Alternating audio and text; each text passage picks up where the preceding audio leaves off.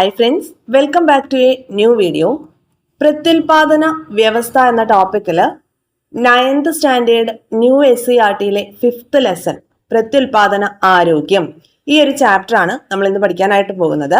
പ്രത്യുൽപാദന വ്യവസ്ഥയിലെ അവസാനത്തെ SCERT class ആണിത് കേട്ടോ. ക്ലാസ് 5 to 10 വരെയുള്ളതിൽ പ്രത്യുൽപാദന ആരോഗ്യത്തോട് കൂടിയിട്ട് നമ്മുടെ ഈ ഒരു ടോപ്പിക് ഇവിടെ കംപ്ലീറ്റ് ആവുകയാണ്. ക്ലാസ്സിലേക്ക് വരാം. എന്തൊക്കെ കാര്യങ്ങളാണ് ഈ ഭാഗത്ത് പഠിക്കാനുള്ളതെന്ന് നോക്കാം. നോക്കിയേ, ലിംഗനീതിയും ലിംഗഭേദവും, സെക്സും ജെൻഡറിനെ കുറിച്ചാണ്. പിന്നെ ആരോഗ്യകരമായിട്ടുള്ള ഗർഭകാലം, ഗർഭസ്ഥ ശിശുവിന്റെ വളർച്ച, ഗർഭകാല പരിചരണം, മാതൃത്വം, മുലപ്പാലിന്റെ പ്രാധാന്യം, വാക്സിനേഷൻ, ലൈംഗിക രോഗാണുബാധകൾ, ഇത്രയും ടോപ്പിക്സ് ആണ് ഈ ഒരു ചാപ്റ്ററിൽ നമുക്ക് പഠിക്കേണ്ടത്. ഓക്കെ, അപ്പൊ ഏറ്റവും ആദ്യം തന്നിരിക്കുന്നത് മാതൃശിശു മരണനിരക്ക് ഏറ്റവും കുറവ് കേരളത്തിലാണ് എന്നുള്ളതാണ്. അതായത് മാതൃശിശു ആരോഗ്യത്തിന്റെ കാര്യത്തിൽ കേരളം വീണ്ടും മുന്നിലെത്തിയെന്നൊരു പേപ്പർ കട്ടിംഗ് ആണ് ഈ തന്നിരിക്കുന്നത് കേട്ടോ.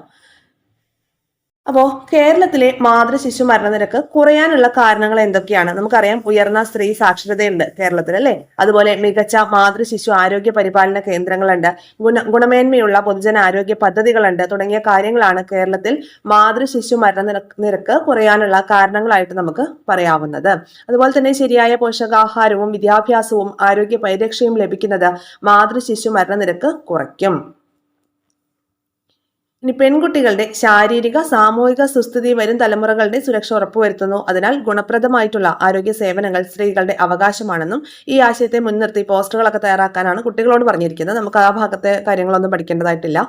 ഇനി ഇവിടെ നോക്കിയ ഒരു കട്ടിങ് കൊടുത്തിട്ടുണ്ട്.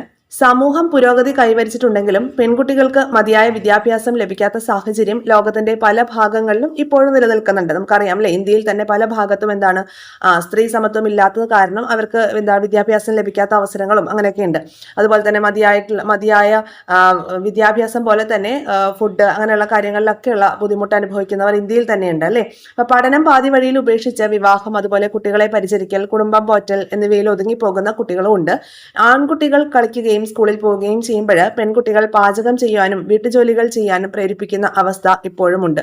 ജോലിക്ക് പോകാനോ ഇഷ്ടപ്പെട്ട തൊഴിൽ തിരഞ്ഞെടുക്കാനോ ഉള്ള അവകാശം നിഷേധിക്കപ്പെടുന്ന അവസ്ഥയും വിരളമല്ല. സാമൂഹിക ബന്ധങ്ങളിലും സാമ്പത്തിക സ്വാതന്ത്ര്യത്തിലും മാത്രമല്ല, വ്യക്തി അധിഷ്ഠിത തീരുമാനങ്ങൾ എടുക്കുന്നതിലും സ്ത്രീകൾ പലപ്പോഴും വിലക്കുകൾക്ക് വിധേയരാകേണ്ടി വരുന്നു. ഈ ഭാഗത്തൊന്നും നമുക്ക് എക്സ്പ്ലനേഷന്റെ ആവശ്യമില്ല.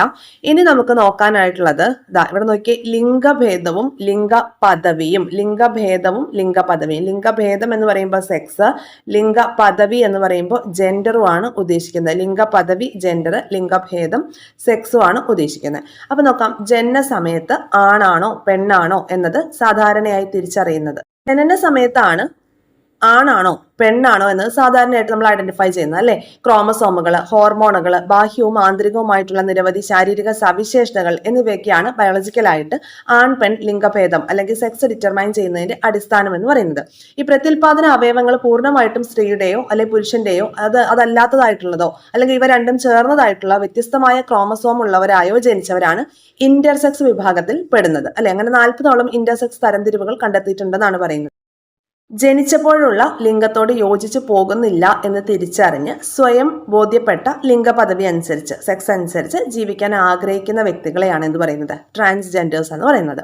സമൂഹം വ്യക്തിയുടെ നൈപുണികളോ സവിശേഷതകളോ പരിഗണിക്കാതെ പുരുഷന്മാർക്കും സ്ത്രീകൾക്കും വെവ്വേറെ സ്വഭാവ സവിശേഷതകളും പെരുമാറ്റങ്ങളും ഉത്തരവാദിത്തങ്ങളും ചുമതലകളും നിഷ്കർഷിക്കുകയോ അടിച്ചേൽപ്പിക്കുകയോ ചെയ്യുന്നുണ്ട്. അതായത് ആൺകുട്ടികൾക്ക് അറിയാൻ പാടില്ല, പെൺകുട്ടികളാണെങ്കിൽ അടുക്കള ജോലികൾ ചെയ്യണം, അല്ലെങ്കിൽ പുറത്തിറങ്ങി അങ്ങനെ രാത്രി കാലങ്ങളിൽ നടക്കാൻ പാടില്ല എന്നൊക്കെ നിഷ്കർഷിക്കപ്പെടുന്നുണ്ട് അല്ലേ. അപ്പോൾ അതിനെയൊക്കെ നമുക്ക് എന്തെങ്കിലും പറയാം, ലിംഗ പദവി രൂപപ്പെടുത്തുന്ന കാര്യങ്ങളായിട്ട് നമുക്ക് പറയാനായിട്ട് സാധിക്കും. ആൺകുട്ടികൾക്ക് അറിയാൻ പാടില്ല എന്ന് പറഞ്ഞു കേട്ടിട്ടുണ്ടല്ലോ.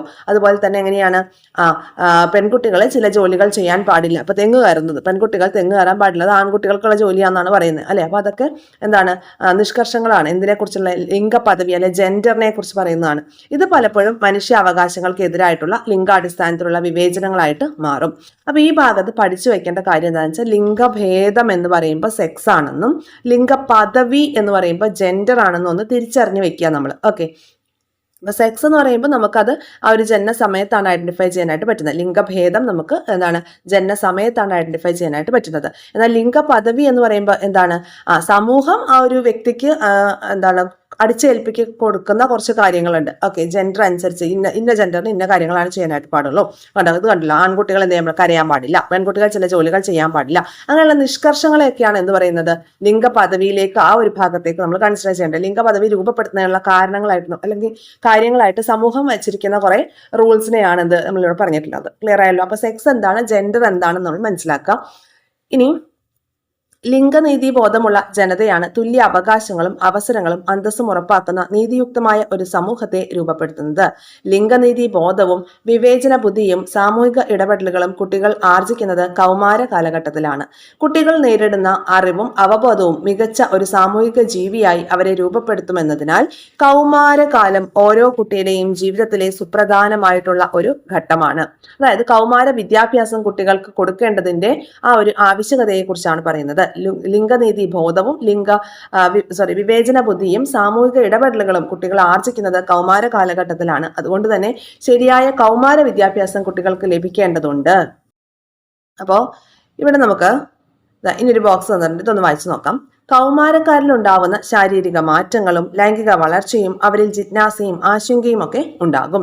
സാമൂഹിക മാധ്യമങ്ങൾ ഉൾപ്പെടെയുള്ള വിവിധ സ്രോതസ്സുകളിൽ നിന്നും ലഭിക്കുന്ന അശാസ്ത്രീയമായിട്ടുള്ള ധാരണകൾ ശരിയെന്നും അങ്ങനെ ആ ശരിയായിട്ട് അതിനെ ഉൾക്കൊണ്ടുകൊണ്ട് അതുവഴി അപകട സാധ്യതയുള്ള പെരുമാറ്റത്തിൽ ഏർപ്പെടാനും സാഹചര്യം ഉണ്ടാക്കാറുണ്ട്. അപ്പൊ തങ്ങളുടെ നേർക്കുണ്ടാവുന്ന നോട്ടവും സ്പർശവും പ്രലോഭനവും വിവേചന ബുദ്ധി ഉപയോഗിച്ച് ശരിയായതിനെ തിരിച്ചറിയാനും അതുപോലെ തെറ്റായവയ്ക്ക് നേരെ ശക്തമായി നോ പറയാനും പ്രതികരിക്കാനുമുള്ള ആർജവവും ശേഷിയും രൂപപ്പെടുത്താനുള്ള ഘട്ടം കൂടിയാവണം കൗമാരം. ഇന്നത്തെ കാലത്ത് ഈ ഒരു കാര്യം എന്ന് പറയുന്നത് ഏറ്റവും ഇമ്പോർട്ടന്റ് ആയിട്ടുള്ള ഒരു കാര്യമാണ് അല്ലേ. നോ എന്ന് പറയേണ്ടടുത്ത് നോ എന്ന് പറയാനും അതുപോലെ തെറ്റുകൾ തിരിച്ചറിഞ്ഞ് മുന്നേറാനും കുട്ടികളെ പ്രാപ്തരാക്കേണ്ടത് കൗമാര വിദ്യാഭ്യാസം തന്നെയാണ്. ഏത് സന്ദർഭത്തിലായാലും വാക്കുകൾക്കും പ്രവൃത്തികൾക്കും സ്വയം അതിര് കൽപ്പിക്കുകയും മറ്റുള്ളവരുടെ സ്വാതന്ത്ര്യത്തെയും അഭിമാനത്തെയും വില കൽപ്പിക്കുകയും ചെയ്യുന്ന പെരുമാറ്റമാണ് ഉണ്ടാകേണ്ടത്. വിവിധ മാർഗങ്ങളിലൂടെ ലഭ്യമാകുന്ന ഏത് ജ്ഞാനവും പരീക്ഷിക്കുന്നതിന് മുമ്പ് കൃത്യമായ വിലയിരുത്തൽ ആവശ്യമാണ്. ഇതിന് സ്വയം കഴിയാത്ത സാഹചര്യത്തിൽ രക്ഷിതാക്കൾ, അധ്യാപകർ, ആരോഗ്യ പ്രവർത്തകർ, സ്കൂൾ കൗൺസിലർ എന്നിവരുടെ സഹായവും തേടാവുന്നതാണ്. ഈ ഭാഗത്തൊന്നും നമുക്ക് PSC ഓറിയന്റഡ് ആയിട്ടുള്ള കാര്യങ്ങളില്ല, എങ്കിലും നമ്മൾ അറിഞ്ഞിരിക്കേണ്ട കുറച്ച് കാര്യങ്ങളാണ് അല്ലെ.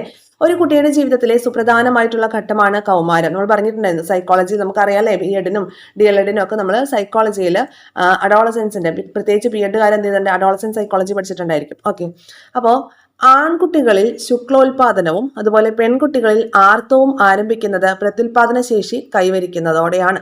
ഓക്കെ, ഈ സന്ദർഭത്തിൽ സവിശേഷമായിട്ടുള്ള ചില മാറ്റങ്ങൾക്ക് ശരീരം വിധേയമാകുന്നുണ്ട്. പ്രായപൂർത്തി എത്തുന്നതോടുകൂടി ആൺകുട്ടികളുടെ പ്രത്യുൽപാദന അവയവങ്ങളുടെ വളർച്ചയും വികാസവും വേഗത്തിലാകുന്നുണ്ട്. ശുക്ലോത്പാദനം ആരംഭിക്കും. ലിംഗത്തിലേക്കുള്ള രക്തപ്രവാഹം വർദ്ധിക്കുന്നതോടുകൂടി ലിംഗോധാരണം നടക്കും. ഈ ഘട്ടത്തിൽ ചിലപ്പോൾ രാത്രികാലങ്ങളിൽ ഉറക്കത്തിൽ ഇജാക്കുലേഷൻ നടക്കാം. ഇത്തരം സ്വാഭാവിക ശാരീരിക മാറ്റങ്ങൾ വളർച്ചയുടെ അടയാളങ്ങളാണ് അല്ലെ. അപ്പൊ അതൊക്കെ തിരിച്ചറിയാൻ കുട്ടികൾക്ക് പെട്ടെന്നുണ്ടാവുന്ന മാറ്റങ്ങൾ ഉൾക്കൊള്ളാൻ ചിലപ്പോൾ കുട്ടികൾക്ക് ബുദ്ധിമുട്ടുണ്ടാവുകയൊക്കെ ചെയ്യും. അപ്പൊ ആ സമയത്താണ് അവർക്ക് കൗൺസിലിംഗ് ഒക്കെ ആവശ്യമായിട്ട് വരുന്നത്. ഓരോരുത്തർക്കും പ്രായപൂർത്തിയാകുന്നത് വ്യത്യസ്തമായിട്ടുള്ള ഗതിയിലും വേഗത്തിലുമാണ്. പ്രത്യേകിച്ച് ഇപ്പോഴത്തെ ഫുഡിന്റെ ഒക്കെ ഒരു കാര്യം കൺസിഡർ ചെയ്യുമ്പോൾ പെൺകുട്ടികളും കൂടാതെ തന്നെ ഈ കൗമാര പ്രായത്തിലുള്ള കുട്ടികൾ പെട്ടെന്ന് അവരുടെ പ്യൂബർട്ടി അറ്റൻഡ് ചെയ്യാനുള്ള കാരണം എന്ന് പറയുന്നത് ഇപ്പോഴത്തെ ഒരു ഫുഡ് കണ്ടീഷൻ തന്നെയാണ് അല്ലെ, നമ്മുടെ ലൈഫ് സ്റ്റൈലാണെന്നൊക്കെ നമുക്ക് പറയാനായിട്ട് പറ്റും. പെൺകുട്ടികളിൽ ഉണ്ടാവുന്ന മുഖ്യ മാറ്റങ്ങളായിട്ടുള്ള അണ്ടോത്സർജനം അല്ലെ ഓവുലേഷൻ, ആർത്തവം എന്നിവയെക്കുറിച്ചൊക്കെ കുട്ടികൾക്ക് മനസ്സിലാക്കേണ്ടതായിട്ടുണ്ട് അല്ലെ. അപ്പോൾ ഇനി നമുക്കിവിടെ ഒരു ബോക്സിൽ തന്നിരിക്കുന്നത് എന്താന്ന് നോക്കാം. പ്രായപൂർത്തി അല്ലെ പ്യൂബർട്ടി കൈവരിക്കുന്ന കൗമാരഘട്ടത്തിൽ ജനനേന്ദ്രിയ ഭാഗങ്ങളിൽ അണുബാധ ഉണ്ടാകാനുള്ള സാധ്യത വളരെ കൂടുതലാണ്. പ്രത്യേകിച്ച് പറയാം, ഈ ഭാഗത്ത് PSC ഓറിയന്റഡ് ആയിട്ടുള്ള പോയിന്റ്സ് അല്ല, എങ്കിലും നമ്മൾ അറിഞ്ഞിരിക്കേണ്ട കുറേ കാര്യങ്ങളാണ്.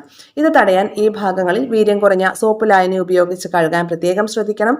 ഈർപ്പം, ഫംഗസ് അണുബാധയ്ക്ക് ഇടയാക്കും എന്നതിനാൽ ജനനേന്ദ്രിയ ഭാഗങ്ങളിൽ നന്നായി ഈർപ്പരഹിതമാക്കേണ്ടത് അത്യാവശ്യമാണ്. ദിവസവും അടിവസ്ത്രങ്ങൾ മാറ്റുന്നതും വായുസഞ്ചാരത്തിനിടയാക്കുന്ന ഉണങ്ങിയ കോട്ടൺ അടിവസ്ത്രങ്ങൾ ധരിക്കുന്നതും ജനനേന്ദ്രിയ ഭാഗം ഈർപ്പരഹിതമാകാനും ബാക്ടീരിയയുടെയും ഫംഗസിന്റെയും ഒക്കെ വളർച്ച കുറയ്ക്കാനായിട്ടും സഹായിക്കും.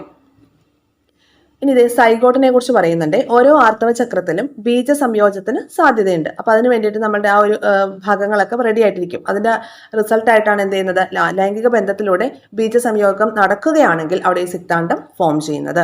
ഇനി അങ്ങനെ നടന്നില്ല എന്നുണ്ടെങ്കിൽ എന്ത് ചെയ്യും, നമുക്ക് ആ ഒരു മെൻസ്ട്രൽ സൈക്കിളിന്റെ ഫോമിൽ അവിടെ ഫോം ചെയ്തിട്ടുള്ള പുതിയ കലകളൊക്കെ ആ രക്തത്തിന്റെ രൂപത്തിൽ ഇങ്ങ് പോരും അല്ലെ, പുറത്തേക്ക് പോകും. തുടർന്ന് ഗർഭധാരണം മുതൽ പ്രസവം വരെ നിരവധി മാറ്റങ്ങൾക്ക് ശരീരം വിധേയമാകുന്നു. അപ്പൊ സൈഗോട്ട് ഫോം ചെയ്തതിനു ശേഷം എന്ത് ചെയ്യുന്നുണ്ട്, ഗർഭധാരണം മുതൽ പ്രസവം വരെ നിരവധി മാറ്റങ്ങൾക്ക് ആ ഒരു ശരീരം വിധേയമാകുന്നുണ്ട്. ഇതിന് തുടക്കമിടുന്നത് ബീജ സംയോഗ പ്രക്രിയയിലൂടെയാണ്. ചുവടെ നൽകിയ വിവരണം അതിനെ അടിസ്ഥാനമാക്കി ബീജ സംയോഗത്തെക്കുറിച്ച് ഒരു ധാരണ കൈവരിക്കാനാണ് പറഞ്ഞിരിക്കുന്നത്. ബീജ സംയോഗം അല്ലെങ്കിൽ ഫെർട്ടിലൈസേഷൻ എന്ന് പറയുമ്പോൾ എന്താണ്, ലൈംഗിക ബന്ധത്തിലൂടെ പുരുഷ ലിംഗം യോനി നാളത്തിലേക്ക് നിക്ഷേപിക്കുന്ന ശുക്ലത്തിൽ ഏകദേശം 4000 ദശലക്ഷം പുംബീജങ്ങൾ ഉണ്ടായിരിക്കും. അവ യോനി നാളത്തിൽ നിന്നും സർവിക്സിലൂടെ ഗർഭാശയത്തിലെത്തുകയും പുംബീജങ്ങൾ അവയുടെ വാലിന്റെ സഹായത്താൽ ചലിക്കും. നമ്മൾ പറഞ്ഞിട്ടുണ്ട് പുംബീജങ്ങൾക്ക് ചലനശേഷിയുണ്ട്, വാലിന്റെ സഹായത്തോട് കൂടിയിട്ടാണ് അവർ ചലിക്കുന്നത്. അപ്പോൾ ഈ വാലിന്റെ സഹായത്താൽ ഒരു മിനിറ്റിൽ ഏകദേശം 1.5 മില്ലിമീറ്റർ എന്ന വേഗത്തിലാണ് സഞ്ചരിക്കുന്നത്. എന്നാൽ ഇവയിൽ 100ഓളം പുംബീജങ്ങളെ അണ്ടവാഹികളിലേക്ക് പ്രവേശിക്കുകയുള്ളൂ. ബാക്കിയുള്ളതൊക്കെ എന്തായി പോകും, ശിഥിലീകരിക്കപ്പെട്ടു പോകുന്നതാണ്. ഇത് കണ്ടോ, അണ്ടോത്സർജനം നടന്ന ശേഷം ഒരു അണ്ടത്തിന് 72 മണിക്കൂർ നേരത്തേക്ക് നിലനിൽക്കാനാകും. പുംബീജങ്ങൾ സ്ത്രീ ശരീരത്തിൽ 48 മണിക്കൂർ നേരത്തേക്ക് മാത്രമാണ് നിലനിൽക്കുന്നത്. എന്നാൽ 36 മണിക്കൂർ മാത്രമാണ് അണ്ടവുമായി സംയോജിക്കാനുള്ള ശേഷി ഉണ്ടാകുന്നത്. ഓക്കെ, അപ്പൊ ഈ ഒരു സമയത്ത് ഈ ഒരു 36 മണിക്കൂർ മാത്രമാണ് പ്രഗ്നൻസിക്കുള്ള സാധ്യത ഉള്ളത്. അണ്ടവാഹിയിൽ വെച്ച് ഒരു പുംബീജം അണ്ടവുമായി സംയോജിച്ച് സിക്താണ്ഡം അല്ലെങ്കിൽ സൈഗോട്ട് രൂപപ്പെടുന്നു. ആർത്തവ ചക്രത്തിന്റെ 10 to 17 ദിവസങ്ങളിലാണ് ബീജ സംയോഗത്തിന് കൂടുതൽ സാധ്യതയുള്ളത്. ഇനി ഇവിടെ പറഞ്ഞിരിക്കുന്ന കാര്യങ്ങൾ എന്തൊക്കെയാണെന്ന് നോക്കിയേ. ഇവിടെ നമുക്കൊരു ഇമേജ് തന്നിട്ടുണ്ട് സിക്താണ്ഡത്തിന്റെ വളർച്ചയെക്കുറിച്ചാണ്. അപ്പോൾ ഇവിടെ കണ്ടോ, ഇവിടെ ഒരു അണ്ടം റിലീസ് ആവുന്നുണ്ട്. ഈ അണ്ടം റിലീസായ അണ്ടം എന്ത് ചെയ്യുന്നുണ്ട് നോക്കിക്കോളൂ, ബീജ സംയോഗം നടക്കുന്നു. കണ്ടല്ലോ, ഇവിടെ ഒരു പുംബീജം വന്നു, ഈ അണ്ടവുമായിട്ട് യോജിക്കുന്നു, എന്നിട്ട് ഇവിടെ ഒരു സിക്താണ്ഡം ഫോം ചെയ്യുന്നു. സിക്താണ്ഡം പിന്നീട് എന്തായിട്ടാണ് മാറുന്നത്, തുടർച്ചയായിട്ടുള്ള കോശ വിഭജനവും അതുപോലെ ഭ്രൂണ വികാസവും നടക്കുകയാണ്. കണ്ടല്ലോ, കോശങ്ങൾ ഇങ്ങനെ വിഭജിച്ച് അത് മോറുല എന്നൊരു ഘട്ടത്തിലേക്ക് എത്തി. മോറുലയെ കുറിച്ച് പറയുന്നുണ്ട്. പിന്നെ അതുപോലെ ബ്ലാസ്റ്റോസിസ്റ്റ് ആയിട്ട് മാറുന്നു. എന്നിട്ട് പിന്നെ അത് എന്താ ചെയ്യുന്നത്, എൻഡോമെട്രിയത്തിൽ അവിടെ പറ്റിപ്പിടിച്ച് വളരുകയാണ്, അല്ലെങ്കിൽ ഇംപ്ലാന്റേഷൻ ആണ് അവിടെ നടക്കുന്നത്. ഇനി അതിനെക്കുറിച്ച് എന്താ പറയുന്നത് നോക്കാം. ബീജസംയോഗത്തെ തുടർന്ന് എന്താ ചെയ്യുന്നത്, സൈഗോട്ട് അല്ലെങ്കിൽ സിക്താണ്ഡം കോശ വിഭജനത്തിന് വിധേയമാകുന്നു. 3-4 ദിവസത്തിനുള്ളിൽ മോറുല, ഈ ഒരു ടേം ഒന്ന് പഠിച്ചു വെച്ചേക്കണം കേട്ടോ. 3-4 ദിവസത്തിനുള്ളിൽ ഈ സൈഗോട്ട് എന്തായിട്ട് മാറുകയാണ്, 16 മുതൽ 32 കോശങ്ങൾ വരെയുള്ള മോറുലയായിട്ട് മാറുന്നു. അതായത് കോശങ്ങളുടെ ഒരു കൂട്ടമാണ്. ഓക്കെ, ഈ സൈഗോട്ടിന് ഡിവിഷൻ നടന്നിട്ട് 3-4 ദിവസങ്ങൾക്കുള്ളിൽ 16 മുതൽ 32 കോശങ്ങൾ വരെയുള്ള ഒരു കൂട്ടം കോശങ്ങളായിട്ട് മാറുന്നു. അതിനെ നമ്മൾ മോറുല എന്നാണ് വിളിക്കുന്നത്. 5 മുതൽ 6 ദിവസം വരെ ആകുമ്പോഴേക്കും മോറുല എന്താ ചെയ്യുന്നത്, ദ്രവം നിറഞ്ഞ ബ്ലാസ്റ്റോസിസ്റ്റ് ആയിട്ട് വികസിക്കുകയാണ് ചെയ്യുന്നത്. 3 മുതൽ 4 ദിവസം ആകുമ്പോഴേക്കും സൈഗോട്ട് 3 to 4 ദിവസം ആകുമ്പോഴേക്കും മോറുലയായിട്ട് മാറുന്നു. മോറുല പിന്നീട് 5 മുതൽ 6 ദിവസം ആകുമ്പോഴേക്കും എന്താണ്, ബ്ലാസ്റ്റോസിസ്റ്റ് ആയിട്ട് വികസിക്കുകയാണ് ചെയ്യുന്നത്. ബ്ലാസ്റ്റോസിസ്റ്റ് ഗർഭാശയ ഭിത്തിയിലെ പാളിയായിട്ടുള്ള എൻഡോമെട്രിയത്തിൽ പറ്റിപ്പിടിച്ച് വളരുകയാണ്. ഈ ഒരു പറ്റിപ്പിടിച്ച് വളരുന്ന പ്രോസസ്സിനെയാണ് പറയുന്നത് ഇംപ്ലാന്റേഷൻ എന്ന് പറയുന്നത്. ഇതോടെയാണ് ഗർഭധാരണം ആരംഭിക്കുന്നത്. ക്ലിയർ ആയല്ലോ. ബ്ലാസ്റ്റോസിസ്റ്റ് പിന്നീട് എന്തായിട്ട് മാറുന്നു, ഭ്രൂണമായിട്ട് മാറുന്നു. മനസ്സിലായോ, സൈഗോട്ട് ഭ്രൂണമായി മാറുന്ന വരെയുള്ള കാര്യങ്ങളാണ് നമ്മൾ പഠിച്ചത്. ഏറ്റവും ആദ്യം എന്താ ചെയ്യുന്നത്, ബീജ സംയോഗത്തെ തുടർന്ന് സൈഗോട്ട് ഉണ്ടാവുന്നു. സൈഗോട്ട് കോശ വിഭജനത്തിന് ശേഷം മോറുലയായിട്ട് മാറുന്നു. മോറുല പിന്നീട് ബ്ലാസ്റ്റോസിസ്റ്റ് ആയിട്ട് മാറുന്നു. അത് നമ്മുടെ എൻഡോമെട്രിയത്തിൽ പറ്റിപ്പിടിച്ച് വളരുന്നു. ആ ഒരു പ്രക്രിയ ഇംപ്ലാന്റേഷൻ എന്ന് പറയുന്നു. ബ്ലാസ്റ്റോസിസ്റ്റ് പിന്നീട് എന്തായിട്ടാണ് മാറുന്നത്, ഭ്രൂണമായിട്ട് മാറുകയാണ് ചെയ്യുന്നത്. ക്ലിയർ ആയല്ലോ.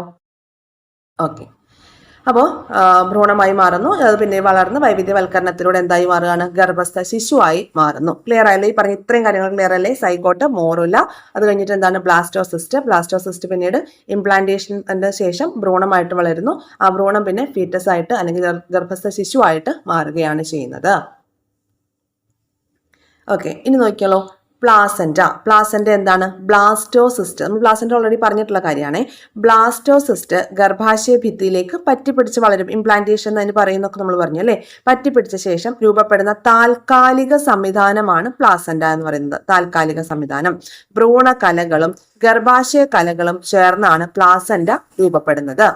ഇനി പൊക്കിൾ കൊടി എന്താണ്, പൊക്കിൾ കൊടി എന്ന് പറയുമ്പോൾ പ്ലാസെന്റയിൽ നിന്ന് രൂപപ്പെടുന്നു. ഇതുവഴിയാണ് ഓക്സിജനും പോഷകങ്ങളും ഗർഭസ്ഥ ശിശുവിന്റെ ശരീരത്തിൽ എത്തുകയും മാലിന്യങ്ങൾ നീക്കം ചെയ്യപ്പെടുകയും ചെയ്യുന്നത് ഈ ഒരു പൊക്കിൾ കൊടിയിലൂടെയാണ്. അപ്പൊ പ്ലാസെന്റയിൽ നിന്നാണ് പൊക്കിൾ കൊടി രൂപപ്പെടുന്നത്. അതുവഴിയാണ് ഓക്സിജനും പോഷകങ്ങളും ഗർഭസ്ഥ ശിശുവിന്റെ ശരീരത്തിൽ എത്തുകയും ഗർഭസ്ഥ ശിശുവിൽ നിന്നുള്ള മാലിന്യങ്ങൾ പുറത്തേക്ക് പോവുകയും ചെയ്യുന്നത് ഈ ഒരു പൊക്കിൾ കൊടി വഴിയാണ്. ഓർത്ത് വെച്ചേക്കുക, പ്ലാസെന്റ എന്ന് പറയുന്നത് എന്താണ്, ഒരു താൽക്കാലിക താൽക്കാലിക സംവിധാനമാണ്. ഭ്രൂണകലകളും ഗർഭാശയ കലകളും ചേർന്ന് രൂപപ്പെടുന്ന ഒരു താൽക്കാലിക സംവിധാനമാണ് എന്ത് പ്ലാസന്റ എന്ന് പറയുന്നത്. ഓക്കെ, ഇനി പൊക്കിൾ കൊടി എന്ന് പറയുമ്പോൾ പ്ലാസന്റയിൽ നിന്ന് രൂപം കൊള്ളുന്നതും ഓക്സിജനും പോഷകങ്ങളും ഒക്കെ ഗർഭസ്ഥ ശിശുവിലേക്ക് എത്തുകയും അതുപോലെ മാലിന്യങ്ങൾ തിരിച്ച് നീക്കം ചെയ്യപ്പെടുകയും ചെയ്യുന്നത് ഈ ഒരു പൊക്കിൾ കൊടി വഴിയാണ്.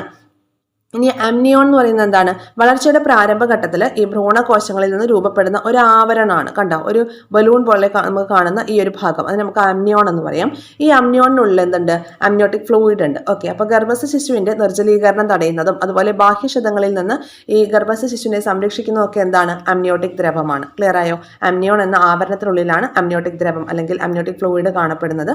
ഗർഭസ്ഥ ശിശുവിന്റെ നിർജ്ജലീകരണം തടയാനും ബാഹ്യക്ഷതങ്ങളിൽ നിന്ന് ആ കുട്ടിയെ സംരക്ഷിക്കാനും ഒക്കെ അമ്നിയോട്ടിക് ദ്രവം ഹെൽപ്പ് ചെയ്യുന്നുണ്ട്. ഓക്കെ, ഇനി ഗർഭധാരണത്തിന് ശേഷം കുഞ്ഞ് ജനിക്കുന്ന വരെയുള്ള കാലഘട്ടത്തെയാണ് ഗർഭകാലഘട്ടം എന്ന് പറയുന്നത്. മനുഷ്യരിൽ അത് 270 മുതൽ 280 ദിവസം വരെയാണ്.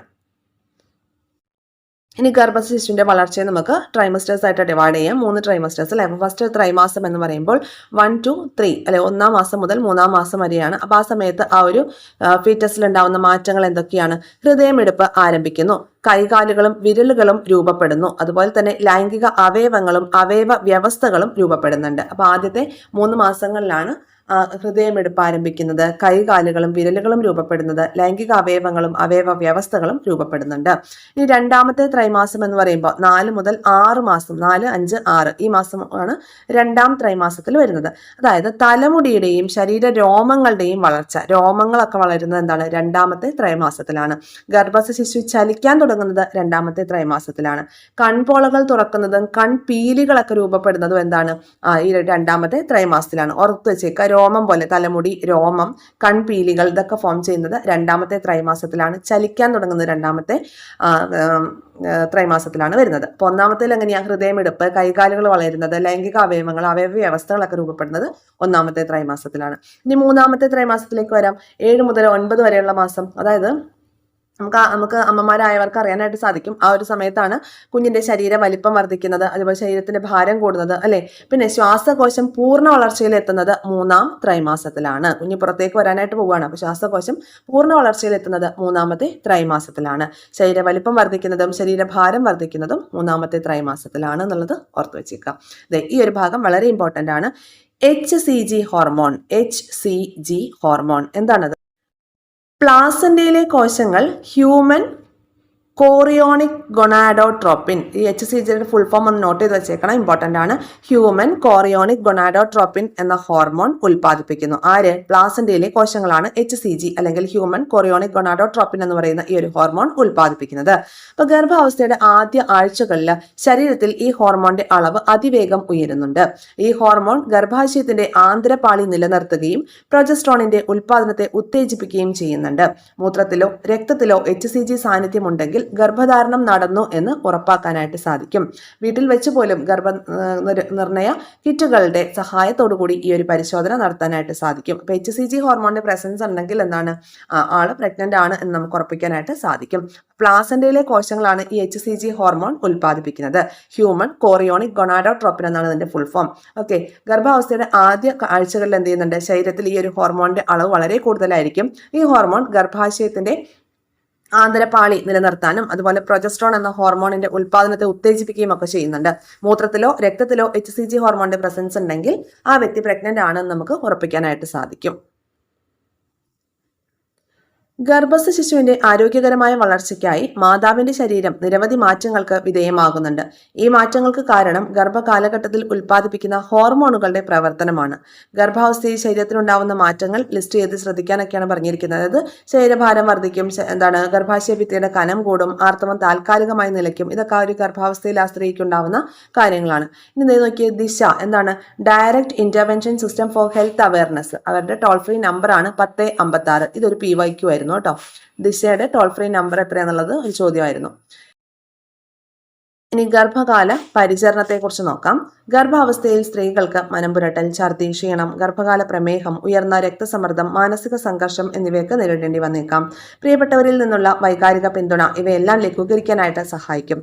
ഗർഭിണി സമീകൃത ആഹാരം കഴിക്കുന്നുണ്ടെന്നും അവർക്ക് ആവശ്യത്തിന് വിശ്രമം ലഭിക്കുന്നുണ്ടെന്നും പതിവായി ഗർഭകാല പരിശോധനകളിൽ പങ്കെടുക്കുന്നുണ്ടെന്നും കുടുംബാംഗങ്ങളും ആരോഗ്യ പ്രവർത്തകരുമൊക്കെ ഉറപ്പാക്കേണ്ടതുണ്ട്. മെഡിക്കൽ ടെർമിനേഷൻ ഓഫ് പ്രഗ്നൻസി അല്ലെങ്കിൽ MTP കുറിച്ചാണ് പറയുന്നത്. മെഡിക്കൽ ടെർമിനേഷൻ ഓഫ് പ്രഗ്നൻസി എന്നത് നിയമാനുസൃത ഗർഭചിത്രത്തെ സൂചിപ്പിക്കുന്നു.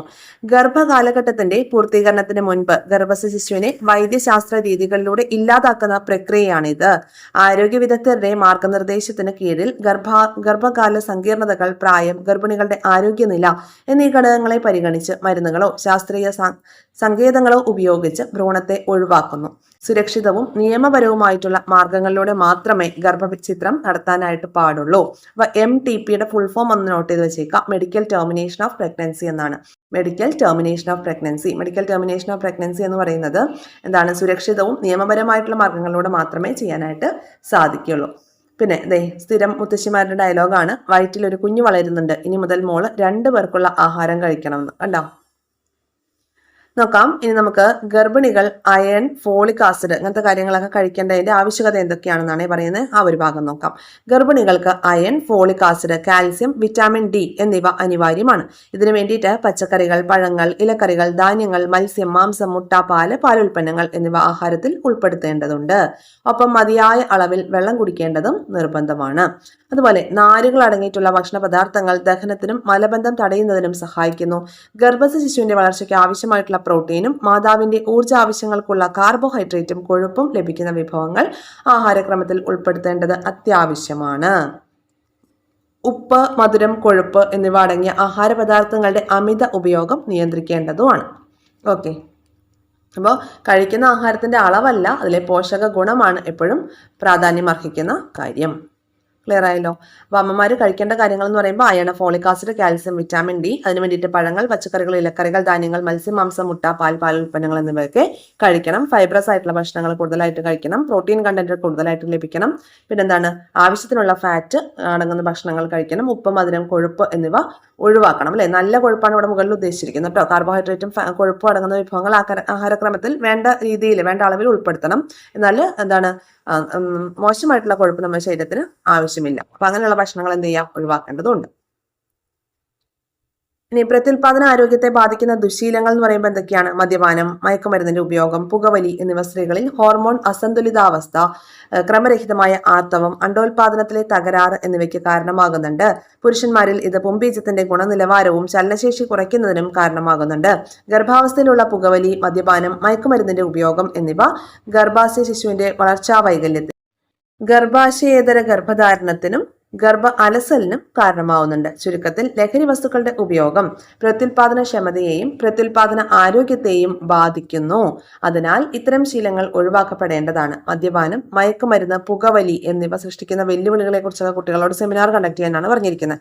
അപ്പൊ എന്താണ്? പ്രത്യുൽപാദന ആരോഗ്യത്തെ ബാധിക്കുന്നതായിട്ടുള്ള കാര്യങ്ങളൊക്കെ നമ്മൾ ഒഴിവാക്കണം എന്നുള്ളതാണ്. ഓക്കെ,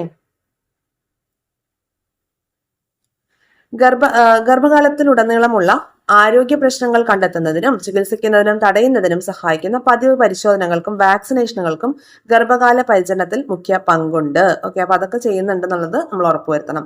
പിന്നെ ശാരീരിക പരിശോധനകൾ എന്ന് പറയുമ്പോൾ ഗർഭിണിയുടെ പ്രഷർ, ഭാരം, ഉയരം, ശാരീരികാവസ്ഥ എന്നിവ പരിശോധിക്കുന്നുണ്ട്.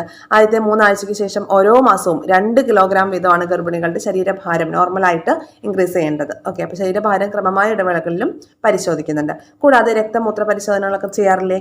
രക്തത്തിലെ ഹീമോഗ്ലോബിൻ, ഗ്ലൂക്കോസ്, TSH, എന്താ TSH? തൈറോയ്ഡ് സ്റ്റിമുലേറ്റിംഗ് ഹോർമോൺ, അവയുടെയൊക്കെ അളവും രക്തഗ്രൂപ്പും ഒക്കെ പരിശോധിക്കാറുണ്ട്. മൂത്രനാളിയിലെ അണുബാധ, HIV അണുബാധ, അനീമിയ, ഗർഭകാല പ്രമേഹം, മലേറിയ എന്നിവയ്ക്കുള്ള പരിശോധനകളൊക്കെ നടത്താറുണ്ട്. മാസം കഴിഞ്ഞാൽ യൂറിൻ ആൽബുമിൻ ടെസ്റ്റിലൂടെ ഉയർന്ന രക്തസമ്മർദ്ദം ഉണ്ടോ എന്നും പരിശോധിക്കാറുണ്ട്. പിന്നെ അൾട്രാസൗണ്ട് സ്കാനുകളൊക്കെ ഇടയ്ക്കിടയ്ക്ക് ചെയ്യാറുണ്ടല്ലോ. പ്ലാസന്റയുടെ സ്ഥാനം, ഗർഭശിശുവിന്റെ വളർച്ച, ജനിതക വൈകല്യങ്ങളുണ്ടോ, ഒന്നിൽ കൂടുതൽ ഭ്രൂണത്തിന്റെ സാന്നിധ്യം ഉണ്ടോ എന്നിവയൊക്കെ അറിയാൻ വേണ്ടിയിട്ട് 8 മുതൽ 14 ആഴ്ച ആ ഒരു സമയത്ത് സ്കാനിങ് ഒക്കെ ചെയ്യാറുണ്ട് അല്ലേ. അതുപോലെ വാക്സിനേഷനുകൾ, ആ സമയത്ത് നമുക്ക് TT, അതുപോലെ റുബല്ല വാക്സിൻ ഒക്കെ എടുക്കാറുണ്ട്. അണുബാധകളിൽ നിന്ന് അമ്മയെയും ഗർഭശിശുവിനെയും സംരക്ഷിക്കാൻ വേണ്ടിയിട്ടുള്ള വാക്സിനുകൾ. ഇനി അടുത്ത എന്താണ്, ജനിതക തകരാറുകൾ തിരിച്ചറിയാൻ എന്ന് പറഞ്ഞൊരു ഹെഡിൽ എന്ത് കാര്യങ്ങളാണ് കൊടുത്തിരിക്കുന്നത് നോക്കാം. ഗർഭകാലത്തിന്റെ 11 to 13 ആഴ്ചകളിൽ നടത്തുന്ന പ്രത്യേക സ്കാനിങ്ങും രക്തപരിശോധനയും ഗർഭശിശുവിന് ജനിതക വൈകല്യ സാധ്യതയുണ്ടോ എന്നറിയാനും ഡൗൺ സിൻഡ്രം എന്ന ജനിതക വൈകല്യ സാധ്യതയാണ് ഇതിലൂടെ മുഖ്യമായിട്ടും തിരിച്ചറിയുന്നത്. ഓക്കെ, അപ്പൊ ഡൗൺ സിൻഡ്രം എന്ന ജനിതക തകരാറുണ്ടോ എന്നറിയാൻ വേണ്ടിയിട്ടുള്ള രക്തപരിശോധനയൊക്കെ നടത്താറുണ്ട് അല്ലെ. പിന്നെ ഉള്ളത് എന്താണ്, രോഗസാധ്യത ഉണ്ടെങ്കിൽ അതിനെ തുടർന്ന് പിന്നീട് കുറച്ചും കൂടി വലിയ വലിയ പരിശോധനകളൊക്കെ അല്ലെ, കോറിയോണിക് വില്ലസ് സാമ്പിളിങ്, അമ്നിയോസെന്റസിസ് എന്നീ പരിശോധനകളൊക്കെ നടത്താറുണ്ട്. ഇനി കോറിയോണിക് വില്ലസ് സാമ്പിളിംഗ് എന്ന് പറഞ്ഞാൽ എങ്ങനെയാണ്, ഗർഭകാലത്തിന്റെ 10 to 12 ആഴ്ച, അതായത് ആദ്യത്തെ ഈ ഒരു ഡൗൺ സിൻഡ്രം ടെസ്റ്റിൽ എന്തെങ്കിലുമൊക്കെ കാര്യങ്ങൾ അല്ലെങ്കിൽ രോഗസാധ്യത ഉണ്ടെങ്കിൽ തുടർന്നാണ് ഈ കോറിയോളിസ് വില്ലസ് സാമ്പിളിംഗ് ഒക്കെ നടത്തുന്നത്. ഗർഭകാലത്തിന്റെ 10 to 12 ആഴ്ചകളിൽ പ്ലാസന്റയിലെ വില്ലസുകളിൽ നിന്നും സാമ്പിൾ കോശങ്ങൾ എടുത്ത് ക്രോമസോം തകരാറ് തിരിച്ചറിയുന്നതാണ് chorionic villus sampling. Chorionic villus sampling എവിടെ നിന്നാണ് വില്ലസുകൾ എടുക്കുന്നതെന്നാ പറഞ്ഞത്, പ്ലാസന്റയിലെ വില്ലസുകളിൽ നിന്നാണ് കേട്ടോ. പ്ലാസന്റയിലെ വില്ലസിൽ നിന്ന് സാമ്പിൾ കോശങ്ങൾ എടുത്തിട്ട് ക്രോമസോം തകരാറുകൾ പരിശോധിക്കുന്നതാണ് കോറിയോണിക് വില്ലസ് സാമ്പിളിംഗ് എന്ന് പറയുന്നത്. ഇനി അടുത്തത് അമ്നിയോസെന്റസിസ് എന്ന് പറയുമ്പോൾ എന്താണ്, ഗർഭസ്ഥ ശിശുവിന് ചുറ്റുമുള്ള അമ്നിയോട്ടിക് ഫ്ലൂയിഡ് ഉണ്ടല്ലോ, ആ അമ്നിയോട്ടിക് ഫ്ലൂയിഡിൽ എന്ത് ചെയ്യും, ഈ ഗർഭസ്ഥ ശിശുവിന്റെ കോശങ്ങളൊക്കെ കാണപ്പെടുന്നുണ്ട്. അപ്പോൾ പ്രത്യേക സന്ദർഭങ്ങളിൽ എന്ത് ചെയ്യും, ഇതൊരു ആവശ്യമായിട്ട് വരുന്ന സന്ദർഭങ്ങളിൽ ഈ ദ്രവത്തിൽ നിന്നും കുത്തിയെടുക്കും. അപ്പൊ ഈ ദ്രവത്തിലെ കോശങ്ങളുടെ പരിശോധനയിലൂടെ കുഞ്ഞിന്റെ ജനിതക തകരാറും നാഡീ വൈകല്യങ്ങളും ഒക്കെ നിർണ്ണയിക്കാനായിട്ട് സാധിക്കും. പിന്നെ ഗർഭകാല കൗൺസിലിങ്ങിനെ കുറിച്ചാണ്. ഗർഭിണികളുടെ ശാരീരിക മാനസിക ആരോഗ്യം ഉറപ്പുവരുത്തുന്നതിന് കമ്മ്യൂണിറ്റി ഹെൽത്ത് ഓഫീസർമാരുടെയും സേവനം സർക്കാർ ഉറപ്പു നൽകുന്നുണ്ട്. ഗർഭകാലത്തുണ്ടാകുന്ന ആരോഗ്യ പ്രശ്നങ്ങളെ നേരത്തെ തന്നെ തിരിച്ചറിഞ്ഞ് പരിഹരിക്കാൻ ആവശ്യമായിട്ടുള്ള മാർഗനിർദ്ദേശങ്ങൾ ലഭിക്കാൻ സർക്കാരിന്റെ കൗൺസിലിംഗ് സംവിധാനങ്ങൾ ഉപയോഗപ്പെടുത്താം. ഗർഭകാലത്തെ ഭക്ഷണക്രമം, ആരോഗ്യകരമായിട്ടുള്ള ഗാർഹിക അന്തരീക്ഷം, കുടുംബാസൂത്രണം, മുലയൂട്ടുന്നതിന്റെ പ്രാധാന്യം എന്നീ വിഷയങ്ങളിൽ കാര്യമായ മാർഗനിർദ്ദേശം ലഭിക്കാൻ ഗർഭകാലത്ത് കൗൺസിലിംഗ് സഹായിക്കുന്നുണ്ട്. കുടുംബാരോഗ്യത്തിലെ ഫീൽഡ് ജീവനക്കാർ, കുടുംബാരോഗ്യ കേന്ദ്രത്തിലെ ഫീൽഡ് ജീവനക്കാർ, JPHN എന്താണ്, junior public health nurse, ASHA വർക്കർമാര്, MLSP അതായത് മിഡ് ലെവൽ സർവീസ് പ്രൊവൈഡർമാര്, പബ്ലിക് ഹെൽത്ത് നഴ്സ്, അംഗനവാടി ജീവനക്കാർ എന്നിവരുടെ സേവനമൊക്കെ ഗർഭകാല ആരോഗ്യ പരിചരണ പ്രവർത്തനങ്ങളിൽ പ്രയോജനപ്പെടുത്താവുന്നതാണ്. ഇനി അടുത്തത് പ്രസവവുമായി ബന്ധപ്പെട്ടുള്ള കാര്യങ്ങളാണ്. ഗർഭ അവസ്ഥയുടെ അവസാനവും ഗർഭാശയത്തിന് പുറത്ത് ഒരു പുതിയ ജീവന്റെ തുടക്കവും അടയാളപ്പെടുത്തുന്ന സ്വാഭാവിക പ്രക്രിയയാണ് പ്രസവം എന്ന് നമുക്ക് പറയാം. ഗർഭാശയത്തിനുണ്ടാകുന്ന ശക്തമായ സങ്കോചങ്ങളിലൂടെ, കോൺട്രാക്ഷനിലൂടെ എന്ത് ചെയ്യുന്നുണ്ട്, ഗർഭസ്ഥ ശിശുവിനെ യോനിയിലൂടെ പുറന്തള്ളുന്ന പ്രക്രിയയാണ് സാധാരണ പ്രസവം അല്ലെങ്കിൽ നോർമൽ ഡെലിവറി എന്ന് പറയുന്നത്.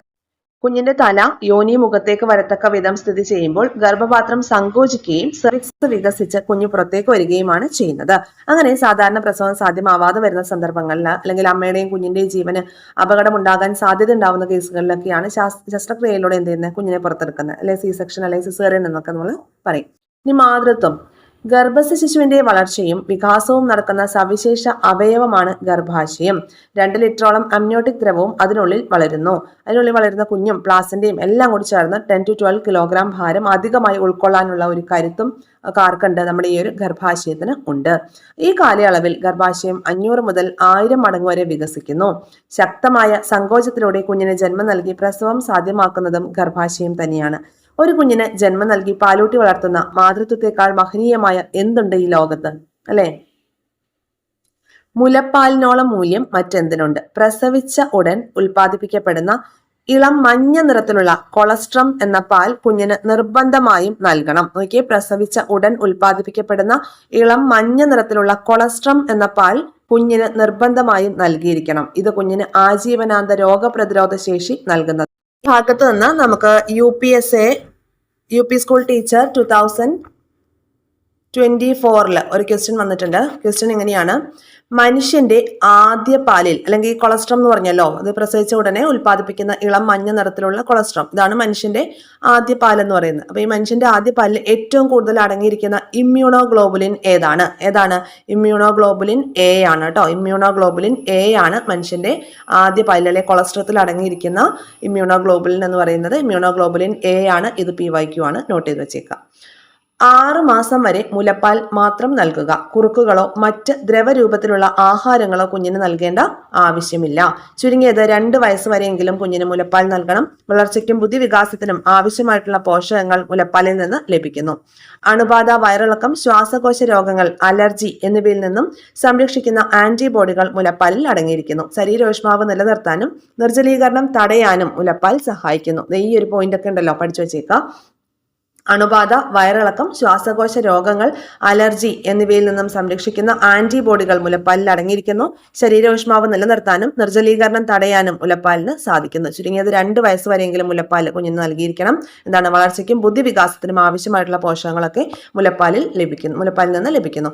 ഈ ഒരു പറഞ്ഞ പോയിന്റ് പ്രത്യേകമായിട്ട് ഓർത്ത് വയ്ക്കുക. ഇമ്മ്യൂണോഗ്ലോബുലിൻ എ ആണ് മനുഷ്യന്റെ ആദ്യ പാലിലെ കൊളസ്ട്രോളത്തിൽ ഏറ്റവും കൂടുതൽ അടങ്ങിയിരിക്കുന്ന ഇമ്മ്യൂണോഗ്ലോബുലിൻ എന്ന് പറയുന്നത് ഇമ്മ്യൂണോഗ്ലോബുലിൻ എ ആണ്. അടുത്തൊരു ഭാഗം വാക്സിനേഷനുമായി ബന്ധപ്പെട്ടിട്ടുള്ളതാണ്. മുലപ്പാൽ പോലെ തന്നെ കുഞ്ഞിന്റെ ജന്മാവകാശമാണ് വാക്സിനുകൾ. കൃത്രിമ പ്രതിരോധ ശേഷി ആർജിക്കാനുള്ള ഏറ്റവും മികച്ച മാർഗമാണ് വാക്സിനേഷൻ അഥവാ പ്രതിരോധവൽക്കരണം എന്ന് പറയുന്നത്. ഓക്കെ, വാക്സിനേഷനായി തൊട്ടടുത്തുള്ള സർക്കാർ ആരോഗ്യ കേന്ദ്രങ്ങളെ നമുക്ക് സമീപിക്കാനായിട്ട് സാധിക്കും. കുഞ്ഞുങ്ങൾക്കും ഗർഭിണികൾക്കുമുള്ള എല്ലാ വാക്സിനും സൗജന്യമായിട്ടും ലഭിക്കുന്നതാണ്.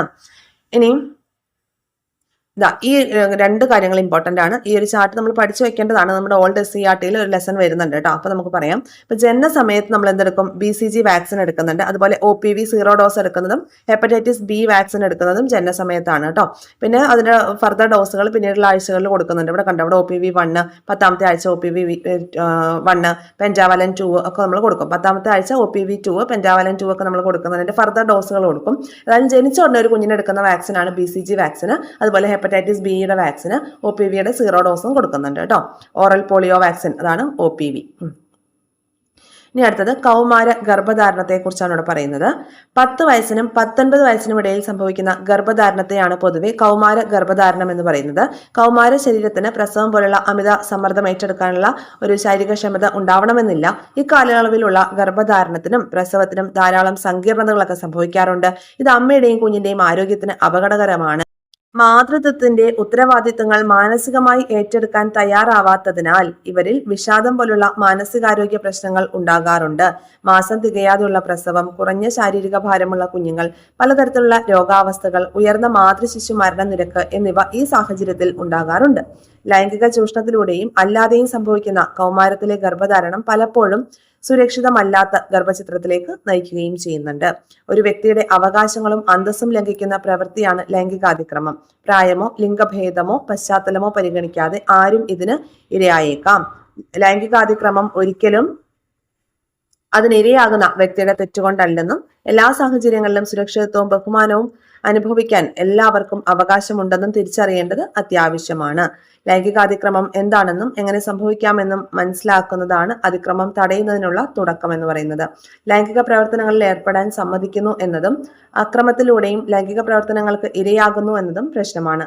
നിങ്ങൾക്ക് ലൈംഗികാതിക്രമം നേരിടേണ്ടി വന്നാലോ നിങ്ങളുടെ സുരക്ഷയെക്കുറിച്ച് ആശങ്കകൾ ഉണ്ടെങ്കിലോ കുടുംബാംഗങ്ങളിൽ നിന്നോ നിയമ സംവിധാനത്തിൽ നിന്നോ ആവശ്യമായിട്ടുള്ള പിന്തുണ നേടണം. 18 വയസ്സിൽ താഴെയുള്ളവർക്കെതിരായിട്ടുള്ള ലൈംഗികാതിക്രമങ്ങൾ പോക്സോ നിയമത്തിലൂടെ protection of children from sexual offence act അതിന്റെ പരിധിയിൽ വരുന്നതാണ്. അപ്പോൾ ഇത്തരം പ്രശ്നങ്ങൾക്കും ആരോഗ്യ സംബന്ധമായിട്ടുള്ള സംശയങ്ങൾക്കും സ്വകാര്യതയോടെ തത്സമയ പരിഹാരം ലഭിക്കുന്നതിന് കൗമാര സൗഹൃദ ആരോഗ്യ കേന്ദ്രങ്ങളിലെ കൗൺസിലറെ സമീപിക്കാം. ആരോഗ്യ വകുപ്പിന്റെ 24 മണിക്കൂറും പ്രവർത്തിക്കുന്ന ദിശ ഹെൽപ്പ് ലൈൻ നമ്പറുകളും പ്രയോജനപ്പെടുത്താം. ഒരു ടോൾ ഫ്രീ നമ്പറാണ് 1056. ഇനി ജനന നിരക്കിലെ വ്യതിയാനങ്ങൾ എന്തൊക്കെയാണ് ഈ ഭാഗത്ത് പറയുന്നത്? അടുത്തടുത്തുള്ള ഗർഭധാരണം മാതാവിന്റെയും കുട്ടിയുടെയും ആരോഗ്യത്തെ ബാധിക്കാം. ജനസംഖ്യാ വളർച്ച പരിസ്ഥിതിയുടെയും വിഭവങ്ങളുടെയും വിനിയോഗങ്ങളും പ്രത്യാഘാതങ്ങളും സൃഷ്ടിക്കുന്നു. ജനസംഖ്യാ വളർച്ച പരിസ്ഥിതിയിലും വിഭവങ്ങളുടെ വിനിയോഗത്തിലും പ്രത്യാഘാതങ്ങൾ സൃഷ്ടിക്കുന്നുണ്ട്. ജനനിരക്ക് കുറവുള്ള ചില രാജ്യങ്ങളിൽ ശിശു പരിചരണത്തിന് അധിക സമയവും സാമ്പത്തിക സഹായവും ഒക്കെ നൽകുന്നുണ്ട്. ഉയർന്ന ജനനനിരക്കും താഴ്ന്ന ജനനനിരക്കും ലോക രാജ്യങ്ങളുടെ കാര്യത്തിൽ ഒരു പ്രശ്നമാണ് അല്ലെ. ഉയർന്ന ജനനനിരക്ക് വന്നാലും പ്രശ്നമാണ്, ജനനനിരക്ക് താഴ്ന്നാലും കുഴപ്പം തന്നെയാണ്. ഇനി പറയുന്നത് ഗർഭനിരോധന മാർഗങ്ങളെ കുറിച്ചാണ്. ഗർഭധാരണത്തെ തടസ്സത്താൻ ഉപയോഗിക്കുന്ന രീതികളോ ഉപകരണങ്ങളെയാണ് നമ്മൾ കോൺട്രാസെപ്റ്റീവ് മെത്തേഡ്സ് എന്ന് പറയുന്നത്. കുടുംബാസൂത്രണത്തിൽ ഇതിന് നിർണായകമായിട്ടുള്ള പങ്കുണ്ട്. ദമ്പതികൾക്ക് കുട്ടികൾ ഇപ്പോൾ വേണമെന്ന് തീരുമാനിക്കാൻ അത് അവസരം നൽകുന്നു. എപ്പോൾ അവർക്ക് വേണം എന്നുള്ളത് അവർക്ക് പ്ലാൻ ചെയ്യാനായിട്ട് സാധിക്കും അല്ലെ. ഗർഭധാരണത്തിൽ 2 to 5 വർഷങ്ങളുടെ ഇടവേള വരുന്നത് മാതാവിന്റെയും ആരോഗ്യം മെച്ചപ്പെടുത്താനും ആദ്യ കുഞ്ഞിന് യോജിച്ച പരിചരണം നൽകുന്നതിന് ഇടയാക്കുകയും ചെയ്യുന്നു. പുരുഷന്മാർക്കും സ്ത്രീകൾക്കും സ്വീകരിക്കാവുന്ന ഗർഭനിരോധന മാർഗങ്ങളുണ്ട്. നോക്കി എന്തൊക്കെയാണ്? ഹോർമോൺ ഗുളികകൾ, ഓറൽ കോൺട്രാസെപ്റ്റീവ് പിൽസ്, അണ്ടോത്സർജനം തടസ്സപ്പെടുത്തുന്ന രീതിയിലുള്ള ഗുളികകളാണ്. ഇനി ഗർഭനിരോധന ഉറകൾ, പുംബീജങ്ങൾ യോനിയിൽ നിക്ഷേപിക്കുന്നത് തടയുന്ന ഉറകളാണ്. പിന്നെ ഡയഫ്രം എന്ന് പറയുമ്പോൾ പുംബീജങ്ങൾ ഗർഭാശയത്തിൽ എത്തുന്നത് തടയുന്നു. പിന്നെ വാസക്ടമി, ട്യൂബക്ടമി ഇതൊക്കെ നമ്മൾ പഠിച്ചു വെക്കണം. ബീജവാഹിയെ മുറിച്ചോ കെട്ടിവെച്ചോ പുംബീജത്തിന്റെ സഞ്ചാരപാത തടയുന്നതാണ് വാസക്ടമി എന്ന് പറയുന്നത്. ഇനി പുംബീജനാശിനികൾ, അതായത് ഗർഭാശയത്തിൽ സെർവിക്സിന് സമീപം പുംബീജങ്ങളെ നശിപ്പിക്കുന്നതിന് ഉപയോഗിക്കുന്ന സ്പെർമിസൈഡ്സ് ആണ്, അതായത് പുംബീജനാശിനികൾ. ഗർഭാശയാന്തര ഉപകരണങ്ങളുണ്ട്, ഇംപ്ലാന്റേഷൻ തടയുന്ന രീതിയിലുള്ള ഉപകരണങ്ങൾ. പിന്നെ നമ്മൾ ഇമ്പോർട്ടൻ്റ് ആയിട്ട് നോട്ട് ചെയ്ത് വെക്കേണ്ട വാസക്ടമി, ട്യൂബക്ടമി ആണ്. ട്യൂബക്ടമി എന്ന് പറയുമ്പോൾ അണ്ടവാഹിയെ മുറിച്ചോ അല്ലെങ്കിൽ കെട്ടിവെച്ചോ അണ്ടത്തിന്റെ സഞ്ചാരപാത തടയുന്നതാണ് ട്യൂബക്ടമി എന്ന് പറയുന്നത്. ഇനി വാസക്ടമി എന്ന് പറയുമ്പോൾ പുരുഷന്മാരിൽ ചെയ്യുന്നതാണ്. ബീജവാഹിയെ മുറിച്ചോ കെട്ടിവെച്ചോ പുംബീജത്തിന്റെ സഞ്ചാരപാത തടയുന്നു. വാസക്ടമി ചെയ്യുന്നത് പുരുഷന്മാർക്കും ട്യൂബക്ടമി ചെയ്യുന്നത് സ്ത്രീകൾക്കും ആണെന്നുള്ള കാര്യമാണ് പഠിച്ചു വെക്കേണ്ടത്. ഇനി വന്ധ്യത, ഗർഭം ധരിക്കാം എന്ന് ദമ്പതികൾ തീരുമാനിച്ച സമയം മുതൽ 1 വർഷത്തിന് ശേഷവും ഗർഭം ധരിക്കാൻ കഴിഞ്ഞില്ലെങ്കിൽ അത് വന്ധ്യതയായിട്ട് പരിഗണിക്കപ്പെടുന്നുണ്ട്. പങ്കാളികളിൽ ഒരാൾക്കോ ഇരുവർക്കുമോ വന്ധ്യതയുടെ കാരണങ്ങൾ ഉണ്ടാകാം. പുംബീജ ഉൽപാദനത്തിലെ തകരാറുകൾ, പുംബീജങ്ങളുടെ എണ്ണത്തിലും അവയുടെ ചലനശേഷിയിലുമുള്ള കുറവ്, ചില രോഗങ്ങൾ എന്നിവ പുരുഷ വന്ധ്യതയ്ക്ക് ഇടയാക്കുന്നു. ഇനി അണ്ടോൽപാദനത്തിലെ തകരാറും അണ്ടവാഹിനിയിലെ തടസ്സങ്ങളും അതുപോലെ PCOD പോലെയുള്ള സംഭവങ്ങൾ, പോളിസിസ്റ്റിക് ഓവറി സിൻഡ്രം പോലെയുള്ള കാര്യങ്ങൾ, ഹോർമോൺ അസന്തുലിതാവസ്ഥ ഒക്കെ സ്ത്രീകളിൽ വന്ധ്യതയ്ക്ക് ഇടയാക്കാനുള്ള കാര്യങ്ങളാണ്. വിഷവസ്തുക്കൾ, മലിനീകരണം, പുകവലി, മയക്കുമരുന്നുകളുടെ ഉപയോഗം, മദ്യപാനം എന്നിവയും ലൈംഗികമായി പകരുന്ന അണുബാധകൾ, പ്രത്യുൽപാദന അവയവങ്ങളിലെ വീക്കം എന്നിവയും ഇരുവരിലും പ്രത്യുൽപാദനക്ഷമതയും കുറയ്ക്കാനുള്ള സാധ്യതയുണ്ട്. ലെബോയിലെ ഹോർമോൺ, ശുക്ല പരിശോധനകൾ, അൾട്രാസൗണ്ട് സ്കാനിംഗ്, ജനിതക പരിശോധനകൾ എന്നിവ വഴി വന്ധ്യതയ്ക്ക് കാരണം തിരിച്ചറിയാനായിട്ട് സാധിക്കും. മരുന്നുകളും ഇൻവിട്രോ ഫെർട്ടിലൈസേഷൻ അല്ലെങ്കിൽ IVF പോലെയുള്ള ART എന്ന് പറയുമ്പം അസിസ്റ്റഡ് റീപ്രൊഡക്റ്റീവ് ടെക്നോളജികളും വന്ധ്യതാ ചികിത്സയ്ക്ക് നമുക്ക് പ്രയോജനപ്പെടുത്താവുന്നതാണ്. അപ്പൊ IVF-ന്റെ full form ART full form ഒക്കെ നോട്ട് ചെയ്ത് വെച്ചേക്കാം. ഇൻവിട്രോ ഫെർട്ടിലൈസേഷൻ ആണ് IVF, അസിസ്റ്റഡ് റീപ്രൊഡക്റ്റീവ് ടെക്നോളജി ആണ് ART എന്ന് പറയുന്നത്. ഓക്കെ. ഇനി ലൈംഗിക രോഗാണുബാധകൾ, ഈ ഭാഗത്ത് സെക്ഷലി ട്രാൻസ്മിറ്റഡ് ഡിസീസ് ആണ്, STIs ആണ് കേട്ടോ. അപ്പൊ നമുക്ക് നോക്കാം. പ്രധാനമായിട്ടും ലൈംഗിക ബന്ധത്തിലൂടെ പകരുന്ന രോഗങ്ങളാണ് ലൈംഗിക പകർച്ചവ്യാധികൾ എന്ന് പറയുന്നത്.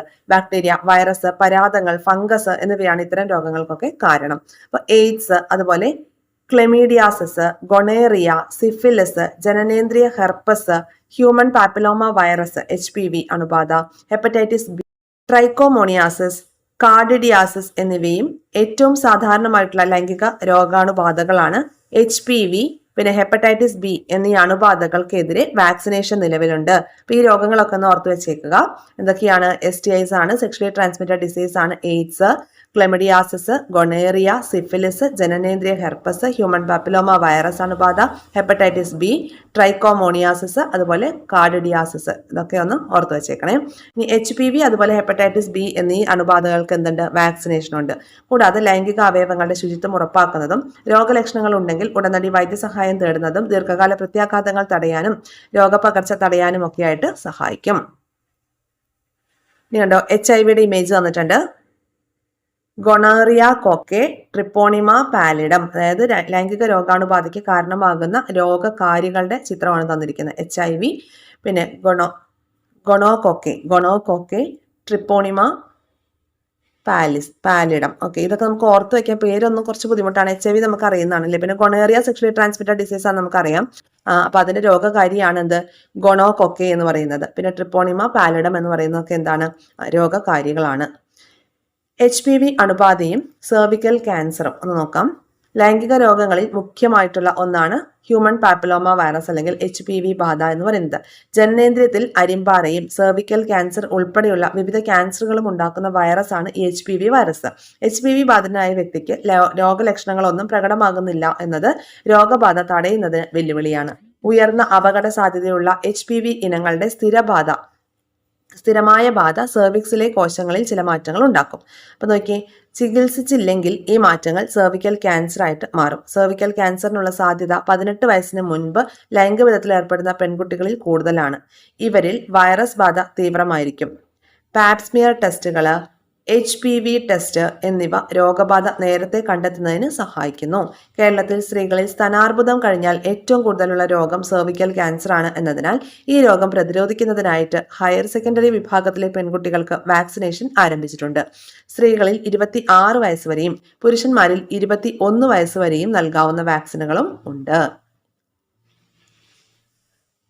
ഓർത്ത് വെച്ചേക്കണം. അപ്പോൾ HPV യുടെ ഫുൾ ഫോം എന്താണ്? ഹ്യൂമൻ പാപ്പിലോമ വൈറസ് ആണ്. ഹ്യൂമൻ പാപ്പിലോമ വൈറസ് ആണ്. പിന്നെ നോക്കിയേ, ഇതിന്റെ ടെസ്റ്റുകൾ എന്തൊക്കെയാണ്? പാപ്സ്മിയർ ടെസ്റ്റ് ഉണ്ട്. അതുപോലെ തന്നെ HPV ടെസ്റ്റിംഗ്. ഇതൊക്കെ ഈ രോഗബാധ നേരത്തെ തിരിച്ചറിയാൻ വേണ്ടിയിട്ടുള്ള ടെസ്റ്റുകളാണ് എന്നുള്ളത് ഓർത്ത് വെച്ചേക്കുക. ഇനി പ്രത്യുൽപാദന പ്രക്രിയയുടെ പരിണാമം. ഇനി കുറച്ച് മറ്റുള്ള മൃഗങ്ങളുടെ കാര്യങ്ങളൊക്കെയാണ് പറയുന്നത് ഈ ഭാഗത്ത്. അതോടുകൂടി ചാപ്റ്റർ കഴിയാണ് കേട്ടോ. നോക്കാം. പരിണാമത്തിന്റെ അടയാളങ്ങൾ പ്രത്യുൽപാദനത്തിലും കാണാനാകും. മുട്ടയിട്ട് വംശവർദ്ധനവ് നടത്തുന്ന ജീവികളിൽ നിന്ന് പ്രസവിച്ച് മുലയൂട്ടുന്ന സസ്തനികളിലേക്കുള്ള വികാസമാണ് ഇത് കാണിക്കുന്നത്. നട്ടലുള്ള ജീവികളുടെ പരിണാമത്തിൽ ഇത് സുവ്യക്തമാണ്. മത്സ്യങ്ങളും ഉഭയജീവികളും ബാഹ്യ ബീജ സംയോഗത്തിലൂടെ പ്രത്യുൽപാദനം നടത്തുന്നു. മത്സ്യങ്ങളും ഉഭയജീവികളും ബാഹ്യ ബീജ സംയോഗത്തിലൂടെയാണ് പ്രത്യുൽപാദനം നടത്തുന്നത്. ഉരകങ്ങളിലും പക്ഷികളിലും ആന്തര ബീജ സംയോഗമാണ് നടക്കുന്നത്. അപ്പോഴും ശരീരത്തിന് പുറത്തു വെച്ചിട്ടാണ് മുട്ട വിരിയുന്നത്. മുട്ടയ്ക്കകത്തുള്ള സമൃദ്ധാഹാരം ഉപയോഗിച്ചാണ് ഭ്രൂണം പൂർണ്ണ വളർച്ച പ്രാപിക്കുന്നത്. സസ്തനികളിലേക്ക് വരുമ്പോൾ മുട്ട ബീജ സംയോഗത്തിന് ആവശ്യമായിട്ടുള്ള കോശമായി പരിമിതപ്പെടുന്നു. അമ്മയുടെ ശരീരത്തിനുള്ളിൽ നിന്ന് വിഭവങ്ങൾ സ്വീകരിച്ച് ഗർഭസ്ഥ ശിശു വളർച്ച പൂർത്തീകരിക്കുന്നു.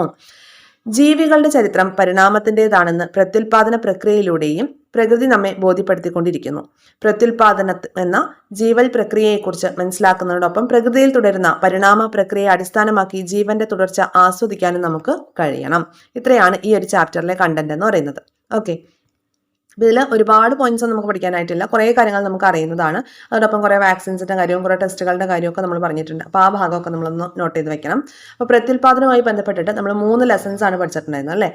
ഓൾഡ് SCERT 8th സ്റ്റാൻഡേർഡിലെ തലമുറകളുടെ തുടർച്ചയ്ക്ക്, 9th സ്റ്റാൻഡേർഡ് ഓൾഡ് SCERT വിഭജനം, വളർച്ചയ്ക്കും പ്രത്യുൽപാദനത്തിനും, കൂടാതെ തന്നെ ഇന്നത്തെ ലെസൺ പ്രത്യുൽപാദന ആരോഗ്യം. ഈ 3 ലെസൺസ് ആണ് പ്രത്യുൽപാദന വ്യവസ്ഥ എന്ന ടോപ്പിക്കിൻ്റെ അണ്ടറിൽ നമുക്ക് പഠിക്കാനായിട്ടുള്ളത്. ഓക്കെ, അപ്പോൾ നമ്മുടെ ക്ലാസ്സുകളൊക്കെ നിങ്ങൾക്ക് യൂസ്ഫുൾ ആകുന്നുണ്ടോ? എന്താണ് ക്ലാസ്സുകളെ കുറിച്ചുള്ള നിങ്ങളുടെ അഭിപ്രായം എന്ന് പ്രത്യേകം പറയുക. അതുതന്നെ ഷെയർ ചെയ്ത് നിങ്ങളുടെ ഫ്രണ്ട് സർക്കിളിലേക്ക് കൂടി നമ്മുടെ ക്ലാസ്സുകളൊക്കെ ഒന്ന് എത്തിക്കാനായിട്ട് ശ്രദ്ധിക്കുക. ലൈക്ക് ചെയ്യുക, ഹൈപ്പ് ചെയ്യുക.